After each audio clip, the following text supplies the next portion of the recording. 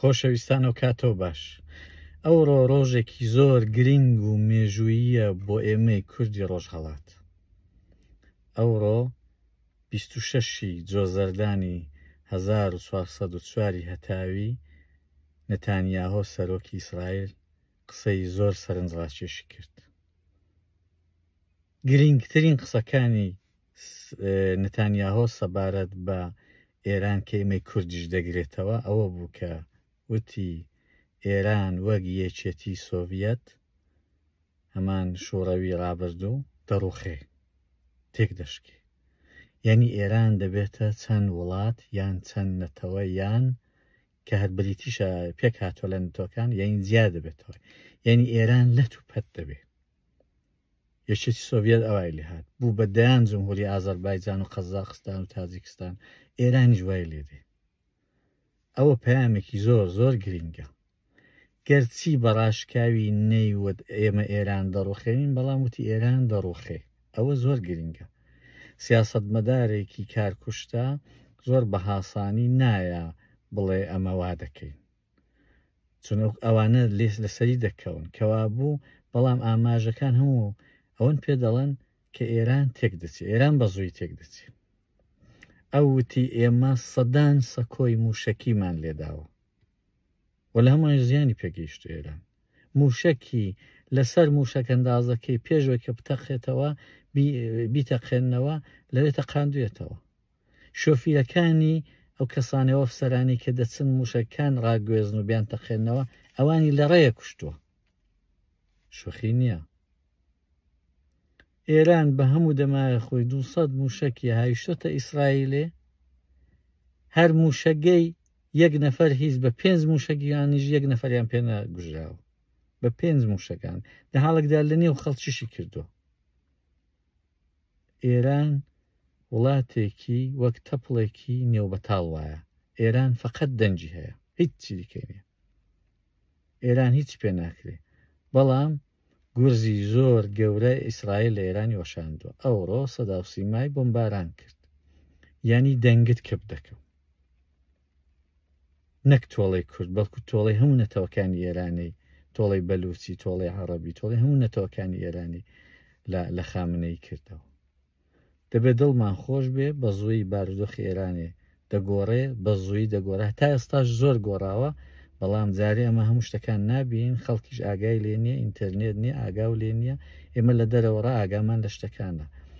بەڵام پێویستە ئەگەر لە چووکەترین دەرفەتدا بارودۆخەکە بەلای مەداشکاوە، زوو گەلی کورد دەسەڵات شارەکان بە دەستخۆوە بگرێ. دەبێت لە دەستی نەدەین. ئیدی ئەوە ساڵی 57 نییە کە تاخیر بکەین. دەبێت زوو شارەکان بگرین و بە هیچ شێوەیەکیش ئەو جار لە دەستیان نەدەین. ئەو جار ئاسمانی ئێرانێ بە دەست ئیسرائیلی. ئەوە زۆر گرنگە. یعنی ئەگەمە شارەکانمان گرت بە دڵنیاییەوە بە دڵنیاییەوە دەوڵەتی مەرکەزی وا نابوود بووە، وا لاواز بووە، ناتوانێت دوو قەدەم بێتە پێشی. بە دڵنیاییەوە تیارە و درۆنی ئیسرائیلیش لەسەر ئاسمانی ئێران دەبن و هەروەهای ئەمریکایش، کەوا بوو دەرفەتەکەمان هیچ بۆی نییە زێڕینتر بێ لە دەرفەتی باشووری کوردستان کە ئێستا بخۆیان کیان و دەسەڵاتێک. خۆشترین ڕۆژەکان چاوەڕێی ئێمەی کورد دەکەن. ئێران لە توپەت دەبێ، پشیلەی ئێرانی بۆ هەمیشە لە ناو دەچێتە دە مێژووی زبڵدانی مێژوو و ئێمەی کورد گەورەترین قازانجەکانمان بەڕێوەن. خۆشترین ڕۆژان بۆ ئێمەی کورد بەڕێوەیە، هەرچەند بۆ هەیە خوێنیش بدەین، بەڵام خۆشترین ڕۆژەکان بۆ ئێمەی کورد بەڕێوەیە. دەورانی ئێمەیە. لە داهاتووشدا هەر خەبەرێکی پێم بگا هەوڵ دەدەم بە هاوشاریان و هاونیشتمانانی خۆم بڵم.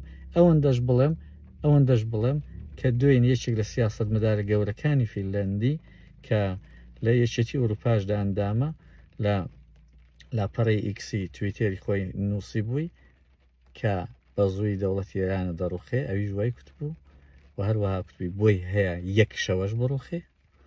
ئەوە زۆر گرنگن. ئاماژدا بە سووریای بۆی هەیە وەک ڕوخانی سووریای بکەوڕۆ. نەتانیاهۆش عینی ئەو قسەی کردەوە. ئەوان لە خۆڕای قسان ناکەن، ئەوان لە ژێر بەژێر هێندێک کۆبوونەوە و ئاگاداری شتی یەکتر هەن. و هەروەها قسێکی سەرنجڕاکێشی دیکەشی کرد کە وتی رووسیا پڕە لەو سەرۆکانەی کە رووسیای لاواز کە ئێستا گەورەترین دۆستی ئێرانەیە، یعنی وتی کە رووسیای لاواز نەیتوانیەوە دەسەڵاتی ئەو سەرۆکانە بپارێزێ، ئەوە لە رووسیای ژیان دەکەن. یعنی بە زۆی خامنەیش بچێتەوێ. ئەوە زۆر گرنگن. خەبەرەکان زۆر خۆشن، تەنیا ئەو چاوەڕوانە دەکرێت گەلی کورد لە ڕۆژهەڵاتی کوردستان لە چووکەترین دەرفەتدا زوو کۆنتترۆڵی شارەکان بەستۆی خۆ بگرێ، بە خۆشیەوە بە سیج و سپاوانش هەموو تێک دەچن، یعنی شتێک نامێنێ لە کۆتاییدا، ڕەنگە هەر نیروی انتزامێک بمێنێ. دنا بۆی هەیە لە قۆناغەکانی دیکەدا لە هەموو بنکەکانی سوپای پاسداران بدا، جارێ لە بنکە گەورەکاندا، بەڵام بۆی هەیە لە شارەکان لە هەموو بنکەکان بدا. درۆنەیدی خۆ تارەی نانێرێ، درۆنێکی چووکە دەنێرە لیان دەدا. خۆشترین ڕۆژەکان بەڕێوەن. کاتێکی خۆشتان هەبێ.